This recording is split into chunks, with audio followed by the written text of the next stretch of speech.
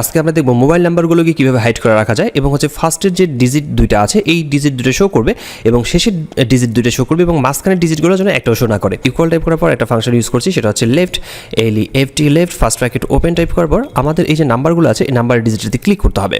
এই সেলটাতে ক্লিক করার পর আমরা এখানে টাইপ করছি কমা, এরপর হচ্ছে আমরা 2 টাইপ করছি, কারণ হচ্ছে আমরা প্রথমে দুইটা নাম্বার আমরা এখানে শো করতে চাই। এরপর হচ্ছে ব্র্যাকেটটাকে বন্ধ করে দিচ্ছি। আমরা এখানে টাইপ করছি এন্ড এবং হচ্ছে আমরা ডাবল ইনভার্টেড কমার ভিতরে কতগুলো নাম্বারকে হাইড করে রাখতেছি সেই নাম্বারগুলো টাইপ করতে হবে। যেমন আমি এখানে মাঝখানে 6টা ডিজিটকে হাইড করতে যাচ্ছি, এই জন্য আমি 6বার এখানে স্টার টাইপ করছি। 6টা স্টার টাইপ করার পর ডাবল ইনভার্টেড কমা ক্লোজ করছি। এরপর আমাকে টাইপ করতে হচ্ছে এন্ড এবং হচ্ছে আমি চাচ্ছি শেষের দুইটা ডিজিট এখানে আবার শো করবে। সেই ক্ষেত্রে আমি এখানে টাইপ করছি রাইট ফার্স্ট ব্র্যাকেট ওপেন এবং হচ্ছে আমাদের এই টেক্সট যে সেলটা আছে, যে নাম্বারের সেলটা আছে সেখানে ক্লিক করছি। এরপর হচ্ছে কমা টাইপ করার পর 2 টাইপ করছি, কারণ আমি শেষের দুইটা ডিজিট আমি শো করতে চাই। এরপর ব্র্যাকেটটাকে বন্ধ করে কিবোর্ড থেকে এন্টার কিটা প্রেস করলে আমরা দেখতে পাচ্ছি যে প্রথমে নাম্বারের ডিজিট দুটো শো করছে